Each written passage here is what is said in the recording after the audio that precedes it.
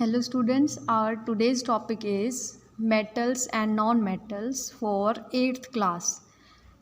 What do you mean by metals and what do you mean by non-metals? Metals ऐसे material होते हैं जो appearance में कुछ शाइनी हो, मीन्स कुछ चमकीले हों और वो हीट एंड इलेक्ट्रिसिटी को कंडक्ट कर सकें। जैसे कि गोल्ड हो गया, शाइन के नाम से हमें गोल्ड मेटल याद आता है या सिल्वर याद आता है, तो ये मेटल्स हैं और जिसमें इलेक्ट्रिसिटी और हीट पास हो सकती है। फॉर एग्जांपल ये जो हमारे इलेक्ट्रिक वायर्स होते हैं ये कॉपर के बने होते हैं, तांबे के बने होते हैं, तो ये मेटल्स हैं। लेकिन नॉन मेटल्स इसके अपोजिट होते हैं, ऐसे मटेरियल्स जो इलेक्ट्रिसिटी और हीट को कंडक्ट नहीं कर सकते। फॉर सपोज करो हमारे एटमॉस्फेयर में डिफरेंट टाइप्स ऑफ गैसेज होती हैं, oxygen is there, nitrogen is there, so these are the gases. ये नॉन मेटल है, ये कभी इलेक्ट्रिसिटी को कंडक्ट नहीं कर सकते। So metals, these are the materials which are shiny, conduct heat or electricity. For example, zinc, Fe is for iron, and gold, etc. These are the materials. Non-metals are the materials which do not conduct heat or electricity. Heat और electricity को conduct नहीं कर सकते, जैसे carbon, oxygen, nitrogen, etc. ऐसे नहीं है कि यही लिमिटेड है, बहुत और भी मेटल एंड नॉन मेटल हैं। Now physical properties of metals. What do you mean by physical properties? means दो तरह की प्रॉपर्टीज़ होती हैं, फिजिकल और केमिकल प्रॉपर्टी। फिजिकल प्रॉपर्टी जो अपीयरेंस से ही हमें पता लग जाती है, मेटल्स की अपीयरेंस से जो पता लग जाएगी वो उसकी फ़िज़िकल प्रॉपर्टी होगी, और केमिकल प्रॉपर्टीज़ वो होंगी जो उसकी रिएक्शन करने के बाद पता लगेंगी कि क्या फॉर्म हो रहा है और क्या नहीं हो रहा। But in our today's video we are going to study all types of physical properties of metals and non metals. First of all the hardness. Hardness से आपको समझ आ रहा है, if you are going to touch any kind of metal then उसकी hardness, वो hard है, soft है, तो इस तरह से हम इसको डिफ्रेंशिएट करते हैं। Metals are generally hard, generally metals hard होते हैं, जैसे कि आयरन, एल्युमिनियम। आयरन और एल्युमिनियम आपने खुद भी अपने अराउंड ऑब्जर्व किए होंगे कि ये जो होते हैं आयरन एंड एल्युमिनियम ये हार्ड होते हैं, इनको बीट अप करना पड़ता है तब ये शीट्स में कन्वर्ट होते हैं। Except sodium and potassium, Na and K।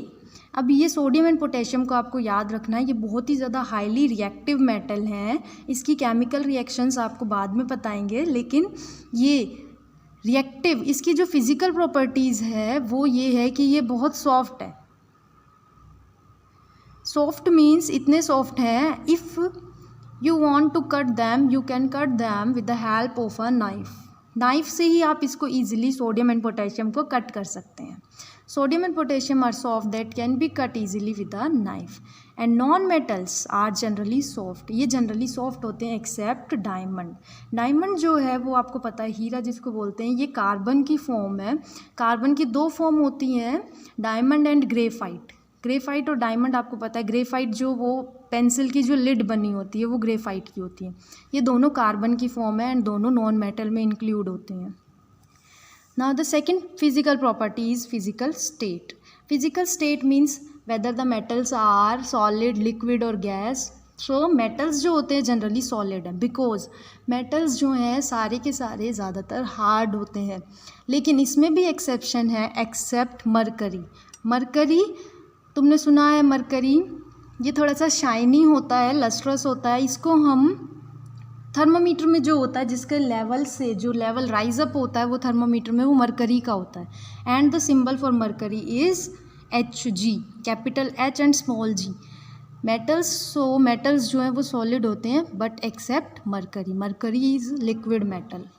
Non metals जो हैं वो तीनों फॉर्म में मिल सकते हैं, जैसे कि carbon, sulphur, phosphorus. Carbon, sulphur, phosphorus ये सॉलिड नॉन मेटल हैं। ऑक्सीजन, हाइड्रोजन, नाइट्रोजन ये गैसेस नॉन मेटल हैं। एंड एक ही नॉन मेटल है ब्रोमीन, इसका सिंबल होता है capital B and small r। ये लिक्विड होता है एट रूम टेम्परेचर पे। सो नॉन मेटल किसी तीनों स्टेट में प्रेजेंट हो सकता है। Now the third physical property is shine और लस्टर, मीन्स चमक। के मेटल्स जो हैं वो चमकीले होते हैं या नहीं होते। जितने भी मेटल्स होते हैं most of the metals are shiny appearance. For example जब मैंने ये वीडियो स्टार्ट की थी उसमें भी बताया था, शाइनी वर्ड से हमारे माइंड में सबसे पहले गोल्ड एंड सिल्वर आते हैं। सो ये वाले मेटल्स ऐसे हैं जो शाइनी होते हैं अपीयरेंस में। अब क्वेश्चन आ सकता है why we use gold and silvers for ornaments. Ornaments means ये जो लेडीज़ जो ज्वेलरीज पहनती हैं उसमें गोल्ड्स एंड सिल्वर से ही क्यों बनाते हैं? बिकॉज ये शाइनी होते हैं और नॉन रिएक्टिव भी होते हैं। ये कभी भी ऑक्सीजन से रिएक्ट नहीं करेंगे, वाटर से रिएक्ट नहीं करते हैं। सो जल्दी ख़राब भी नहीं होते and moreover they are shiny in appearance, they have lustre. And non metals, whereas non metals are dull, means इनके पास शाइन नहीं होती। लेकिन इसमें एक एक्सेप्शन है, एक नॉन मेटल जो है जिसके पास शाइनी अपीयरेंस होती है वो है आयोडीन। आयोडीन आपने पढ़ा है कि ये सॉल्ट में होता है। अगर हम इसको बायोलॉजी की टर्म में रिलेट करें तो ये सॉल्ट में प्रेजेंट होता है एंड सॉल्ट में प्रेजेंट हमें सॉल्ट प्रॉपर अमाउंट में खाना चाहिए ताकि हमें थायराइड की कोई बीमारी ना हो, प्रॉपर हार्मोन जो है वो प्रोड्यूस होता रहे। So our next property of metals and non-metal is malleability। सबसे पहले malleability एक नया वर्ड आया है आपके लिए। तो ये ऐसी प्रॉपर्टी होती है मेटल्स की जिसको हम थिन शीट्स में बीटन अप कर सकते हैं। मीन्स अगर कोई भी मेटल है उसको बीट अप करते जाएं तो बहुत पतली पतली शीट्स में कन्वर्ट हो जाता है।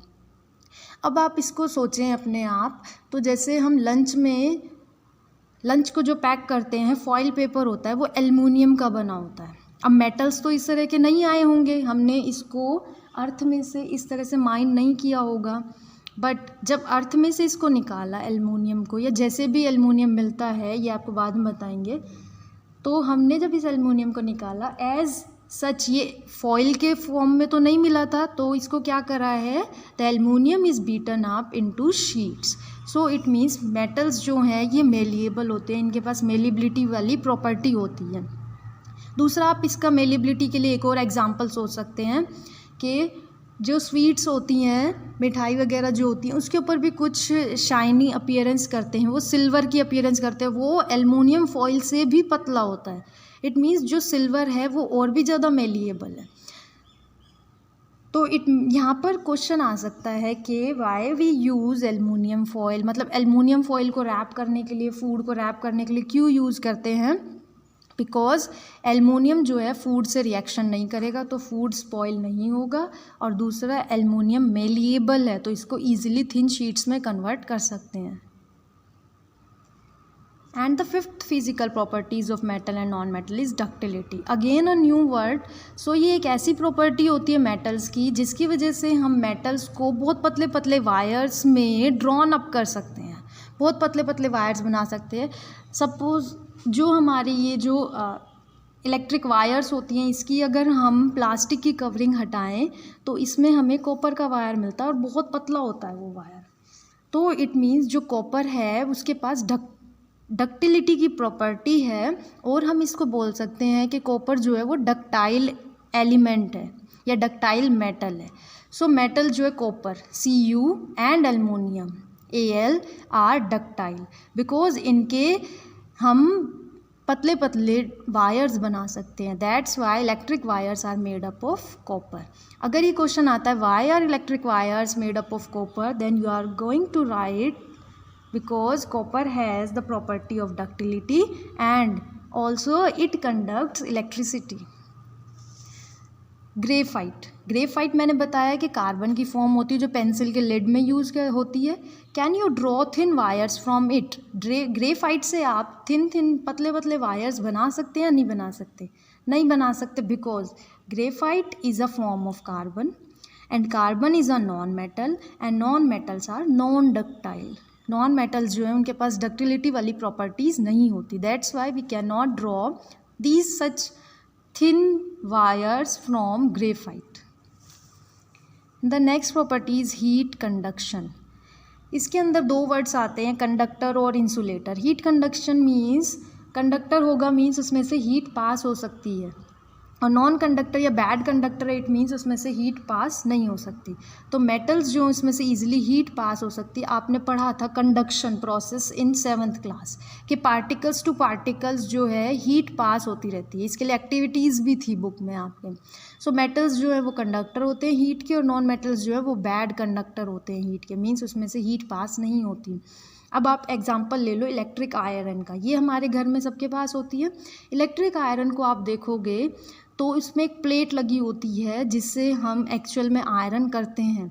वो जो प्लेट होती है वो मेटेलिक पार्ट है, और दूसरा वाला जो होता है जो प्लास्टिक कवरिंग होती है वो नॉन मेटेलिक पार्ट है।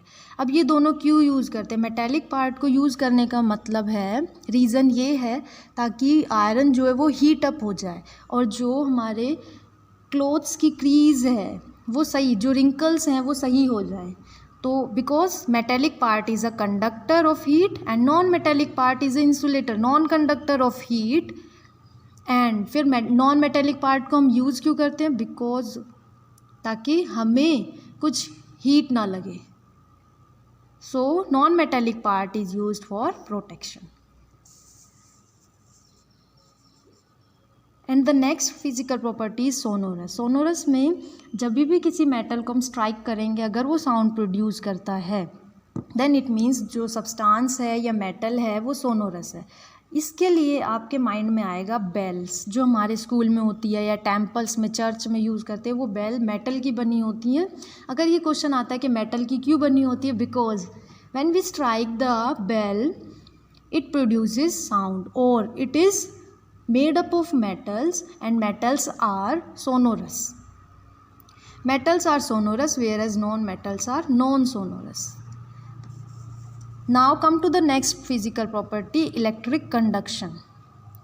इलेक्ट्रिक कंडक्शन, ये आपको पता है कंडक्टर एंड इंसुलेटर, ये ऐसे सब्सटेंस होंगे, ऐसे मेटल होंगे जो इलेक्ट्रिसिटी कंडक्ट कर पाएंगे, और इंसुलेटर ऐसे सब्सटेंस होते हैं जो इलेक्ट्रिसिटी को कंडक्ट नहीं कर सकते। ये लैब में आपने एक्सपेरिमेंट किया था एमीटर यूज़ करके, इलेक्ट्रिक वायर्स को यूज़ करके, कोई भी सब्सटेंस को यूज़ करके चेक करना कि whether it is a conductor और इंसुलेटर। सो कंडक्टर से आपके माइंड में आएगा ग्रेफाइट और इंसुलेटर से आपके माइंड में आएगा वुड। पेंसिल में दोनों चीज़ होती है, pencil is made up of wood but inside the pencil a lead is present made up of graphite. Graphite जो है वो कंडक्टर है, लेकिन वुड जो है वो इंसुलेटर होती है। Here I have drawn simple circuit diagram. This is the battery consist of 4 cells and I have used here pencil and this is the bulb. So pencil is used, pencil is made up of wood, wood is non-metal and non-metal है तो वो insulator है, तो it means bulb जो है यहाँ पर glow नहीं करेगा। And in the second circuit diagram I have used here the iron strip. Iron strip जो है यूज़ की गई है, आयरन स्ट्रिप मेटल की है, मेटल जो है कंडक्टर होते हैं, तो इट मीन्स बल्ब जो है वो ग्लो करेगा। ये आपको समझ आ गया होगा because you all have practice these circuit diagrams in your 7th class. Now the question, reasoning question, electric wires are made up of copper or aluminium, not of wood. ये मैंने आपको पहले बताया, अगर क्वेश्चन आता है इलेक्ट्रिक वायर कॉपर और aluminium के बने होते हैं तो आप लिख सकते हो इसमें 2 प्रॉपर्टीज़ के बारे में कि कॉपर एंड एल्युमिनियम जो है मेटल्स हैं, ये लिख देना पहले तो। Metals they are the conductor of electricity, लेकिन जो वुड है वो इंसुलेटर है, insulator do not conduct electricity. And here you can also include another property of ductility, that we can easily draw thin wires from copper or aluminum but not from the wood. Now why does the wire have a plastic cover? Electric wires जो होते हैं उनके ऊपर plastic cover क्यों होता है? अगर plastic cover है, प्लास्टिक कवर इंसुलेटर की तरह काम करता है और हमें वो इलेक्ट्रिक शॉक से बचा सकता है, इसीलिए। And the last physical property for today's class is melting and boiling point. किसी चीज़ को सॉलिड से मेल्ट करके लिक्विड में लाना वो मेल्टिंग होता है, एंड बॉइलिंग जो है लिक्विड टू वेपर्स में चेंज करते हैं या गैसेस में चेंज करते हैं, बॉइलिंग होता है। मेटल्स के लिए हमें याद रखना है इनकी high melting and high boiling point होती है, नॉन मेटल्स के पास low melting and low boiling points होते हैं। Note down all the important points in your notebook. Thank you, students.